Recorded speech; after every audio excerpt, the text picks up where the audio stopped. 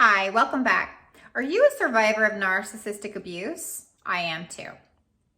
Today I would like to talk about a topic that seems to be common amongst survivors of narc abuse. Have you ever thought of perhaps maybe you are the narcissist? Maybe it's you that's the abuser? You know, if you have thought those things, you're not alone. I thought them too. Now, I should start out by saying that generally speaking, the majority of people have narcissistic tendencies. Anybody has the propensity to display unsavory behavior at any time, but that doesn't make you a narcissist. Typically, narcissists are living their life to harm other people. When they're making decisions to abuse others, they're doing it with intention and they're harmful, they're predatory, and they go out of their way to do things. But they will oftentimes make the victim feel like they're at fault for their abuse, for being subjected to the dysfunction and the toxicity. So, you know, if you've often thought to yourself, like, why me? Why am I to blame? Maybe it's me. I am at fault. In fact, maybe I'm the narcissist, just like they've been telling me I'm the crazy. You know, if you've thought those things, there's a high probability that it's not you.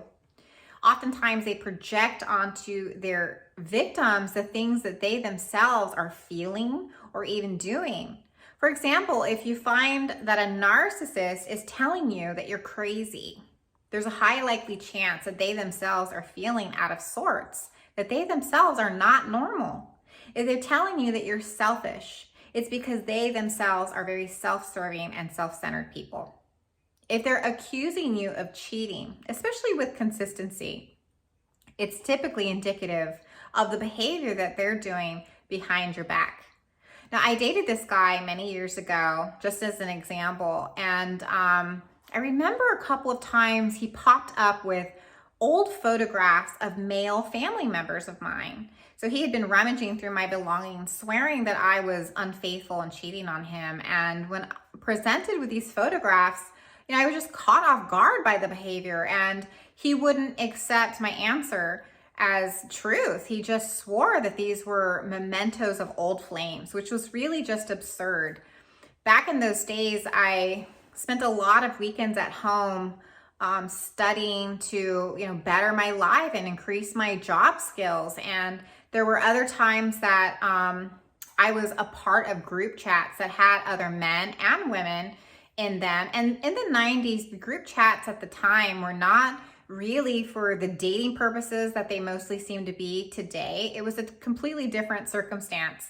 And there was somebody who I had had a conversation with, and I didn't realize that he'd sent me a picture later to just sort of show me who I was looking at. But when my boyfriend at the time found it, he really blew up and accused me of being unfaithful, and he never ever let it die down. It became something that a real big thorn in our relationship that he always went back to prove to me that I was at fault for the way he treated me because I was doing X, Y, and Z, which was just not true.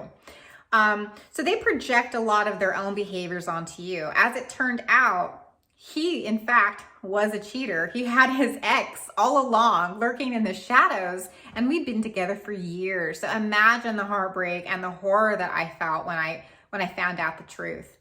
But they do things like that to harm you and project onto you their own behavior, thoughts, and misdeeds, and they try to make it seem as though you're to blame for these things, that you're the one doing them, when in fact it's not true. So they also tell you that you're deserving. They force you to believe that you're at fault for being treated poorly and for being mistreated and subjected to the dysfunction. They often make you feel like you have no right to speak up, and that when you get angry, that becomes the sole focal point as to why there's dysfunction, that you're the problem. And in truth, anybody being subjected to mistreatment, it's traumatic, it's shocking, it makes you feel caught off guard, and a natural reaction, a natural body reaction is going to be, well, you're going to stand up, you're going to react, you're going to say something, you're going to feel threatened in some kind of way. And, you know, I just remember a lot of, with an ex, a lot of bickering back and forth, a lot of crazy making circles, Nothing really made sense. And I realized too little too late, many years later, that it was all really done by design. He was deeply insecure and he was very weak. And I didn't initially see him that way. So, as time went on and my own life was, sort of taking a good turn, and I was rising and with all my hard work, it was becoming a sole focal point of contention. I was being made to feel like I was not worthy to be happy or to have success in my life, or, to have ambition. He was suppressing me and keeping me from friends and isolating me from leaving the house. But he had a whole set of double standards. So do you see the wrong in how a narcissist can mistreat a victim and then make it all about the victim? It's now their fault. They're the ones that are subjected to this abuse because they're being driven to be mistreated this way somehow. And it's just not true. I mean, it's unfair and it's not right. So also too, if you don't have somebody that stands behind you, if you need help and you're talking to friends and family and they don't support you, it's difficult for you to then, be able to say, hey, like, this is wrong. You start to be conditioned to accept the abuse. Now, just as an example, as I was growing up, I was subjected to a lot of sibling abuse. And when I would speak up on it, my circumstances were consistently invalidated and dismissed. So I was not really safe and secure whenever my parents weren't home, which was every day, because there was a long couple of hours at the end of our school period before they came home from work. So it was difficult for me to be subjected to constant abuse and no one support me.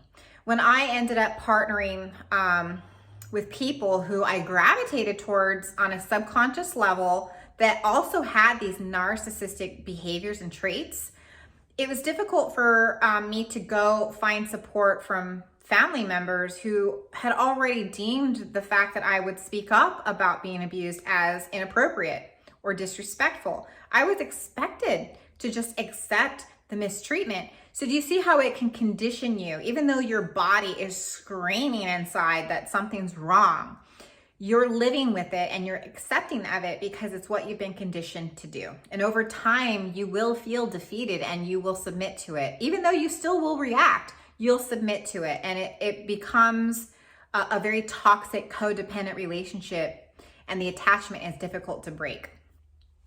Okay, so just getting right back to them having a separate life and a whole set of double standards for themselves. You're not allowed to live freely. You're not allowed to speak up on your own behalf. You become the sole focal point of the problems and you start blaming yourself. So it's real easy for a survivor to leave a relationship and start feeling a lot of guilt, shame, because they were reactive, and the way that they reacted was not deemed appropriate. Who in their right mind in the midst of chaos is going to contemplate, I should have been in control. I should have known better. I should have been able to just keep it all together and walk away. No one does that when being brought to the very brink of their sanity. Also, they will use your vulnerabilities against you. Your kindness is now, it's a quality that magnetizes them to you, it draws them in. And now your own inherent beauty is being used against you, and it's making you feel ugly and worthless and not capable of finding real authentic love because you don't believe you deserve it. Your own good qualities are now being used as these pain points because they know how to manipulate you. They know what you will accept. And, for example, myself, outwardly, people who have not been involved with me intimately or have not been in a close circle in my life in some way, they don't know that I had these people-pleasing tendencies because I was not like that. And I'm still not like that with people generally. But I've grown tremendously from these narcissistic abuse days. And, it was difficult for me to do that on my own. It was hard to overcome a lot of the pain that I was subjected to because I left these relationships always wondering, like, I'm the narcissist, I'm abusive, I'm super reactive, it's my fault, I should have just been quiet, and then watering myself down for people who were not really even worthy of being in my own presence. So, don't let crazy makers make you feel at the end of the day that you're narcissistic. If you can, here's the thing, if you find yourself wondering still if it's you, ask yourself these questions. Does this happen with anybody else? Are there other people with consistency telling you that you're selfish, crazy, entitled, abusive? And find out if that's true. Ask questions if you're hearing somebody else say such a thing. When I talk about my own past, you see how hard it was for me to be able to see that it wasn't me. I was conditioned to believe that I was supposed to be tolerant of this abuse. So it was difficult for me to go to anybody because they kind of corroborated with my abusers that I was not allowed to be angry because therefore I was deemed somebody with anger management problems. So also, has anybody else ever called you crazy, selfish, and entitled? Oh, I've already just said that. Do you usually have trouble remembering what you've said with anybody else? And also, do you act crazy? Do you act crazy and out of alignment with your natural self with anybody else? And additionally, if you're still wondering if you are a kind and sane person, do you care about others? Do you have a kind heart? Are you compassionate? Do you, are you concerned with the well-being of other people, animals? When you self-reflect, you do it to justify what you did or alter the course in case it's harmful to others. Do you have care in your heart in the way that you live your life towards other people? If you are a compassionate person, you are. Don't let anybody else make you think that you're not. You're not the narcissist. So I hope that my video has been enlightening for you. And if it has, that's my hope. I'm trying to help you. It's important that, I shed the light and bring awareness to narcissistic abuse, domestic violence. A lot of times people don't realize that narc abuse is emotional abuse, psychological abuse, and that is domestic violence. So thank you for watching. Do not forget to like and subscribe.